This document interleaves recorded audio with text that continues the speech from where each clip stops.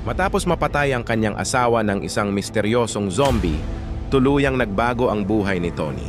Sa sobrang galit at pangungulila, ginawa niyang misyon ang hanapin ang nilalang na responsable sa pagkamatay ni Kate. Habang naglalakbay sa ibang wasak na lugar sa mundo, wala siyang inaatrasang zombie at isa-isa niya itong tumaas ang balang araw ay matatagpuan niya rin ang tunay na salarin. Nagsimula ang kwento sa isang mundong winasak nang nakamamatay na sakit na naging dahilan ng pagdami ng mga zombie. Ngunit kakaiba ang mga nilalang na ito dahil hindi sila kayang mabuhay sa ilalim ng araw. Kapag tinamaan sila ng sikat ng araw, agad silang nasusunog na parang abo. Sa gitna ng pagkawasak, patuloy na naglalakbay si Tony sa mga abandonadong bayan. Wala siyang ibang ginagawa kundi manghuli ng mga zombie araw-araw. Isang araw, may natagpuan siyang zombie na nakatago sa loob ng refrigerator sa isang sirang tindahan.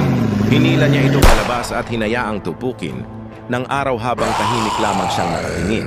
Pagsapit ng gabi, muling bumalik sa kanyang isip ang alaala ni Katie. Napaginipan niya ang masasayang sandali. Nila bago ito brutal na mapatay ng mga zombie. Pagmulat niya ng mata, mas lalo siyang naging determinado na ubusin ang lahat ng halimaw na iyon.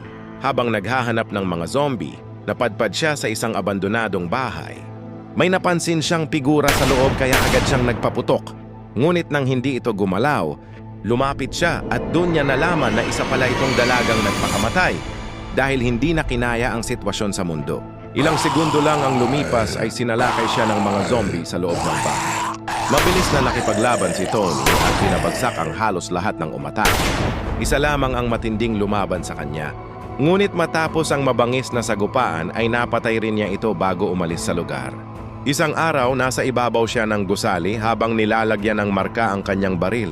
Bawat piraso ng tape ay bilang ng zombie na kanyang napatay. Habang abala siya, may narinig siyang sigawan mula sa kalsada. Nakita niya si Annabella, isang babaeng tila wala na sa sarili habang yakap-yakap ang isang manika at tinatawag itong kanyang anak.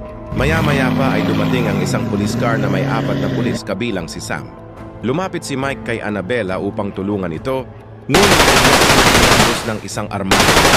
Napatay agad si Mike at ang iba pang kasamahan niya habang si Sam lamang ang natirang buhay. Habang papalibutan na ng gang si Sam, dumating si Tony at mabilis na pinabagsak ang mga kalaban gamit ang kanyang baril. Nasugatan pa niya ang leader ng grupo ngunit hindi niya agad ito pinatay dahil gusto niyang malaman ang totoo tungkol kay Annabella. Ipinaliwanag ng leader na nawalan ng anak. Si Annabella at simula noon ay ginagamit siya ng grupo bilang pain para makapangbiktima ng mga tao. Pagkatapos makuha ang impormasyon, iniwan ni Tony ang leader upang mamatay. Kalaunan, kinausap ni Sam si Annabella at hinikayat itong sumama sa kanila upang magkaroon muli ng ligtas na tirahan. Nang muli nilang makita si Tony, humingi sila ng tulong upang makarating sa kampo ng grupo ni Sam. Kapalit, nito ay bibigyan nila siya ng bala at iba pang gamit. Pumayag si Tony kaya nagsimula silang maglakbay ng magkakasama sa gitna ng bahay. Makalipas ang ilang oras, narating nila ang isang matibay na kulungan na ginawang kanlungan ng grupo ni Sam. Ngunit, eksaktong pagdating nila ay gabi na at nagsisimula ng gumala ang mga zombie. Habang papalapit sila sa tarangkahan, agad na kinontak ni Sam si Ethan gamit ang radyo at nakiusap na pagbuksan sila dahil hinahabol na sila ng mga zombie. Agad namang ipinatawag ni Ethan sina Chris at Frank upang tumulong. Nagtulong-tulong silang buksan ang gate habang nakikipaglaban sa rumaragasang mga zombie kasama si Tony. Pagkapasok nila sa loob, may namataang malaking zombie si Tony at tila natigilan siya. Halatang gusto niya itong habulin at patayin, ngunit nagsara agad ang gate kaya hindi niya ito naabutan. Sa loob ng kulungan, ipinaliwanag ni Sam sa grupo kung paano sila sinalakay ng gang at kung paano siya iniligtas ni Tony. Ngunit, hindi kumbinsido si Dugan at inisip nitong baka dati rin kasama ni Tony ang mga bandido. Dahil dito, nagalit si Chris at ibinunton kay Tony ang sisi sa pagkamatay ng kanyang kapatid na si Mike. Mabuti na lamang at naawat sila ni Sam. Bago pa lumala ang sitwasyon, pagkatapos noon inilahad ni Sam ang mas mahalagang plano. Natuklasan daw nila ang isang eroplano na maaring magdala sa kanila sa isang ligtas na lugar na walang zombie. Dahil dito muling nabuhayan ng pag-asa ang lahat. Plano nilang kunin ang eroplano kinaumagahan at si Vince ang magiging piloto nito. Samantala, sinabi ni Frank kay Tony na makukuha niya ang ipinangakong supply matapos ang misyon Ngunit kailangan muna nitong isuko ang kanyang mga armas bilang pag-iingat. Kahit labag sa loob, pumayag din si Tony dahil sa pakiusap ni Sam. Pagkatapos, dinala ni Ethan si Tony sa kanyang tutulugan at ikinuwento kung bakit napakahigpit ni Frank sa seguridad. Noon daw kasi, nawalan na ito ng anak matapos maging zombie si Raven. Dahil dito, naalala ni Tony ang malaking zombie na nakita niya sa labas. Kaya agad niya itong tinanong kay Ethan. Ikinuwento ni Ethan na hindi pangkaraniwang zombie si Alpha. Hindi lang ito mabagsik kundi may isip ding parang tao. Kaya nitong kontrolin ang ibang zombie at planuhin ang kanilang galaw na parang tunay na pinuno. Napansin ni Ethan na tila personal ang galit ni Tony rito pero hindi muna ito nagsalita. Nang gabing iyon, kinausap ni Sam si Tony at doon niya nalaman ang dahilan.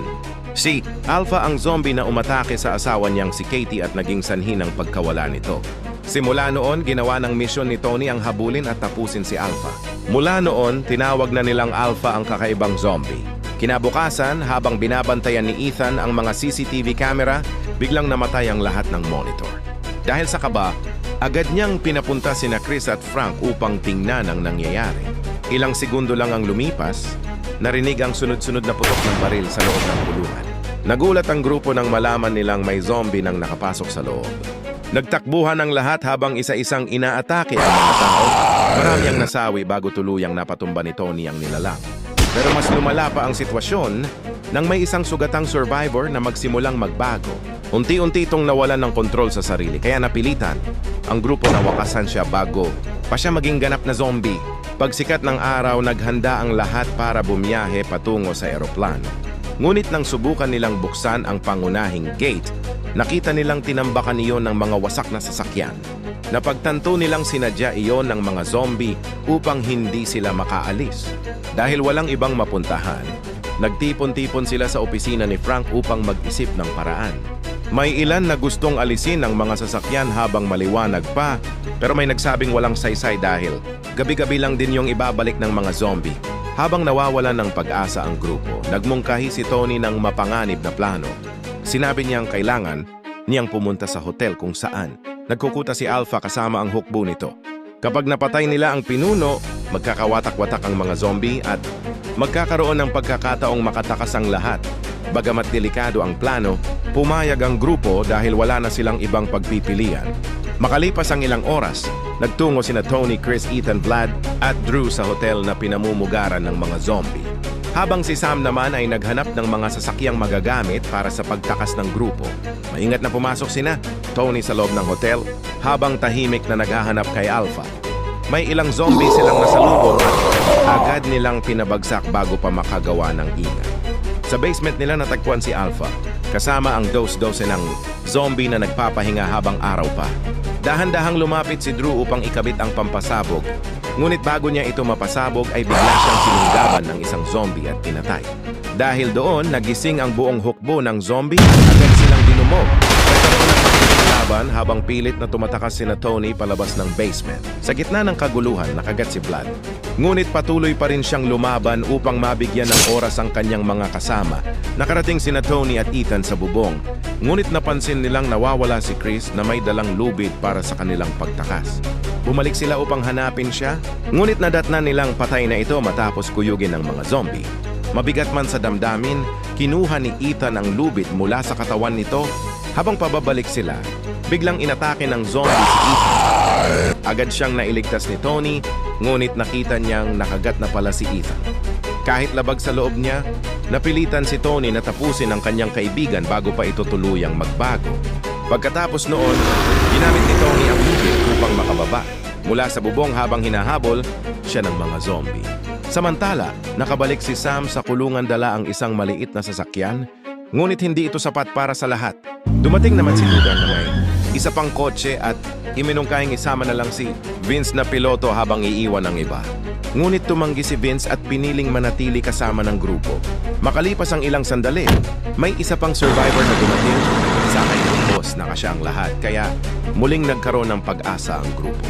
Ngunit kasabay noon ay dumating din si Tony habang sinusundan ng napakaraming zombie. Agad na nagsundan ang lahat para lumaban. Protektahan ang bus. Sa gitna ng gulo, Nagtangkang tumakas mag-isa ni Dugan ngunit agad din siyang napatay. Sa loob ng kulungan, matapang na lumaban ang mga survivor kahit isa-isa nang nababawasan. Sa kasamaang palad, nasawi rin si Frank habang ipinagtatanggol ang grupo. Habang nagpapatuloy ang laban, muling nagkaharap sina Tony at Alpha. Punong-puno ng galit si Tony habang nakikipaglaban sa matalinong zombie.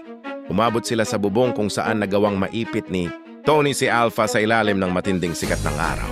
Unti-unting nasunog si Alpha hanggang sa tuluyan nitong mamatay. Sa wakas, nakamit ni Tony ang paghihiganti para kay Katie.